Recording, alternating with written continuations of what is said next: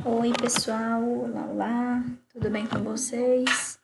Bom, cá estamos nós mais uma vez, né, para falar agora de mais um assunto da hemato, que é sobre as talassemias. Talassemias, né, mesmo no plural. Por que no plural? Porque a gente vai ver que existem dois tipos de talassemia, que é a talassemia alfa e a talassemia beta, tá? Então, por isso a gente vai chamar isso sempre no plural, tá bom? Porque existem esses dois, ok? Bom, então o que são essas talassemias? São doenças congênitas, né? Ou seja, que o paciente já nasce com ela, assim como a anemia falciforme, o paciente não vai desenvolver talassemia no decorrer da vida, ou ele já nasce com ela ou não nasce. Então, é congênita, resultante de um desequilíbrio na produção de uma das 4 cadeias de aminoácidos, que a gente chama de globinas, não sei se vocês se lembram. Aqui a gente tem, então, a estrutura da hemoglobina com aqui ele está mostrando os azuizinhos, né, como sendo o grupamento, o vermelhinho como sendo o grupamento M, né, e esses de cores diferentes, né, o azulzinho, o laranja e o amarelo, como sendo as globinas.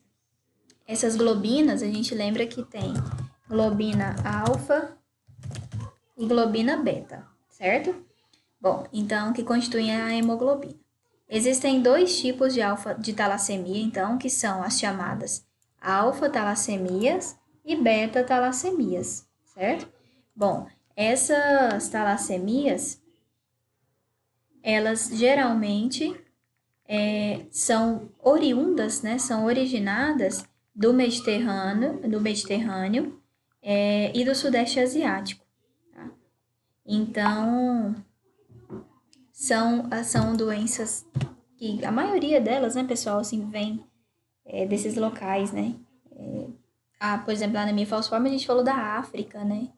E essa daqui mais do Sudeste Asiático, tá? Mas assim, todas, né, relacionadas.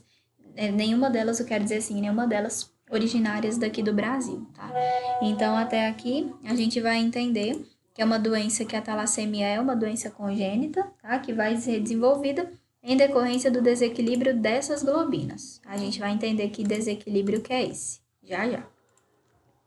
Bom, são, portanto, anemias hemolíticas hereditárias, né, passadas de pai para filho, onde ocorre uma deficiência parcial ou total da síntese de cadeia de globina. O que é síntese? Síntese significa produção, certo? Então, uma deficiência parcial ou total na produção das cadeias de globina.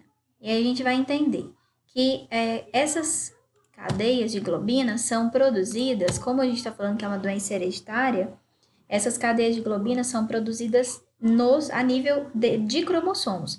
Então, nós temos as cadeias alfa de globina, que vai ser sintetizada no cromossomo 16.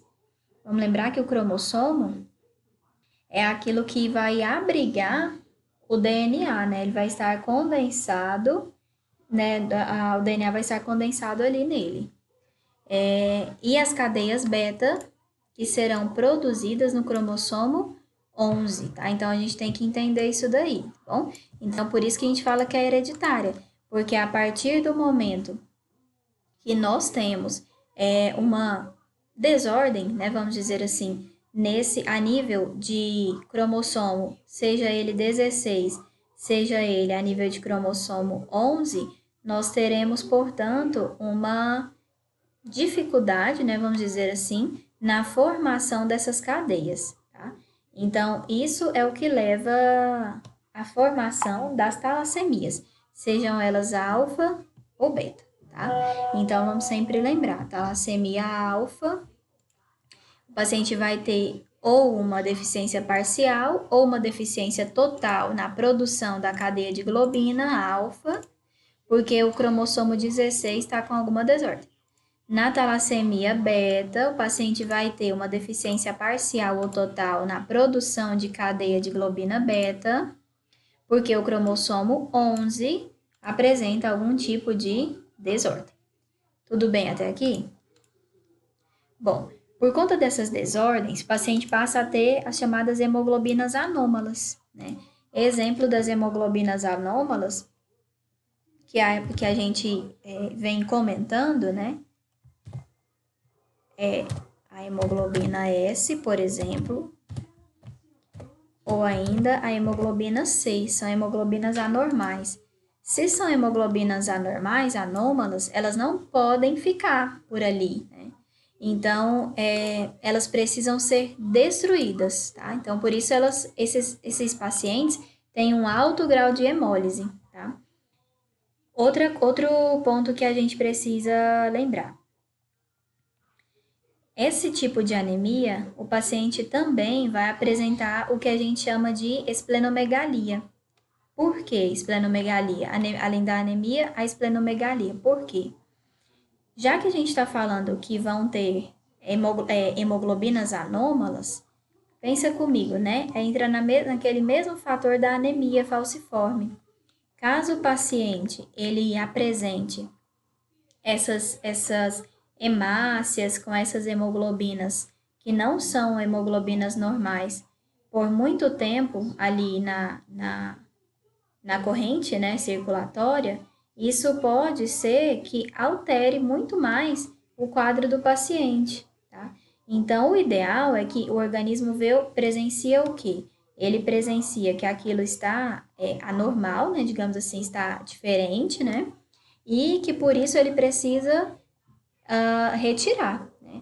Então, é por isso que o paciente passa a apresentar a chamada esplenomegalia, que só para quem não lembra se recordar, é o aumento do baço, né? E o que o baço tem a ver com isso? É o baço que retira hemácias velhas, né? Ou hemácias que são anormais, que a hemoglobina é anormal. Então, o paciente passa a apresentar esplenomegalia, ok? Além de deformidades ósseas que o paciente também pode ter. Tá? Então, assim, vocês vão ver que é muito semelhante o quadro clínico ao da anemia falciforme, tá? Só que a causa é diferente. Então, só para vocês relembrarem aqui, né?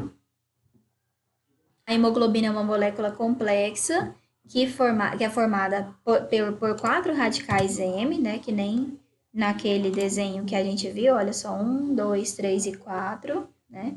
E 1, 2, 3, 4 de globina, certo? Então, tá aqui, a globulina. No organismo humano encontram-se 3 tipos de hemoglobina que nós conhecemos, que é a hemoglobina A1, né? Até vou colocar aqui, que é a representada em maior proporção. A hemoglobina A2, que corresponde a somente cerca de 3%, e a fetal. Lembra que ela vai estar reduzida no adulto e presente em maior quantidade na vida intrauterina, como o próprio nome já diz que ela é hemoglobina fetal, né?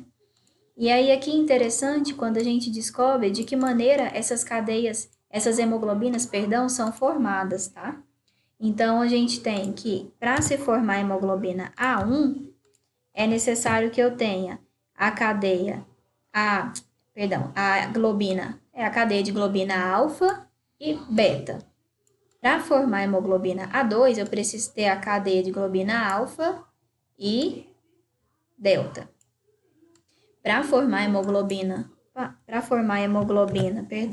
fetal, eu preciso ter cadeia alfa e gama. Aqui bagunçou aqui, deixa eu tirar, para não confundir a cabecinha de vocês, certo? Vou colocar aqui no cantinho o significado de cada letrinha desse. Que a gente até já viu, mas né?